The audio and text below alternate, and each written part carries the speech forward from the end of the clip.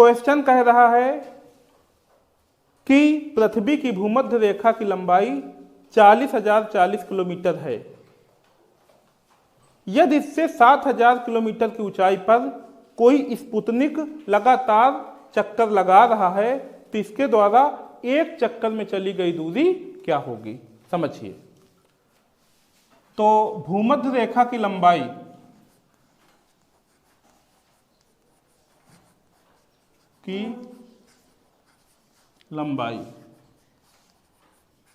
बराबर 40,040 किलोमीटर। देखिए ये भूमध्य रेखा है ये, और यहां पे ये स्पुतनिक है। स्पुतनिक का मतलब कोई उपग्रह टाइप का। तो देखिए इसकी जो त्रिज्या है उसको हमने R1 कह दिया, और इसके केंद्र से इसकी दूरी इसको R2 कह दिया। ये हमको दिए हैं 7,000 किलोमीटर।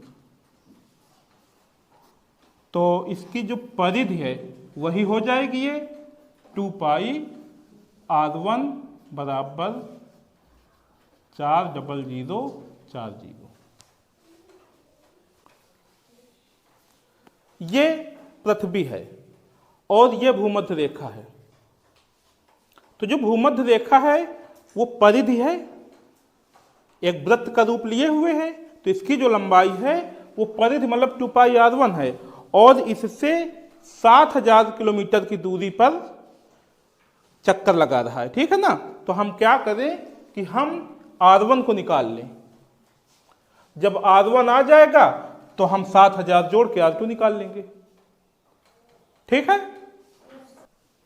समझिए, ये हो जाएगा 2 गुणे 22/7 R1 बराबर 40040।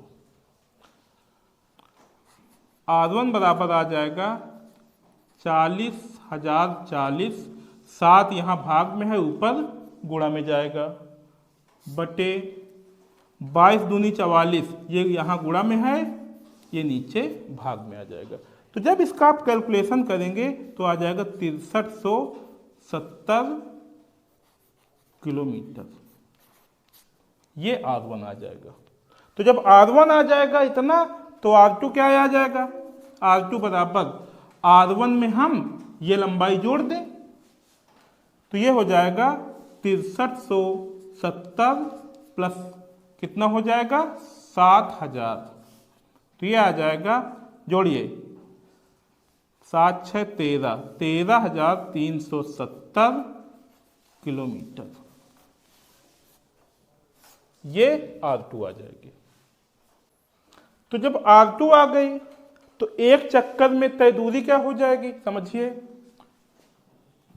एक चक्कर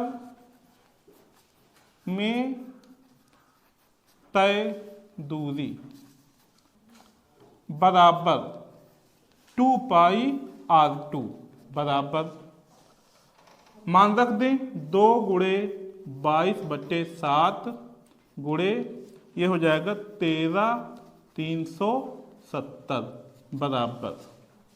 अब इसका कैलकुलेशन करिए। जब कैलकुलेशन करेंगे आप तो यह आ जाएगा 84,040 किलोमीटर। यही लंबाई हो जाएगी। ठीक है?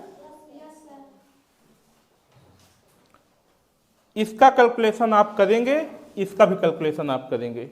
ये दोनों कैलकुलेशन आपके लिए होमवर्क है।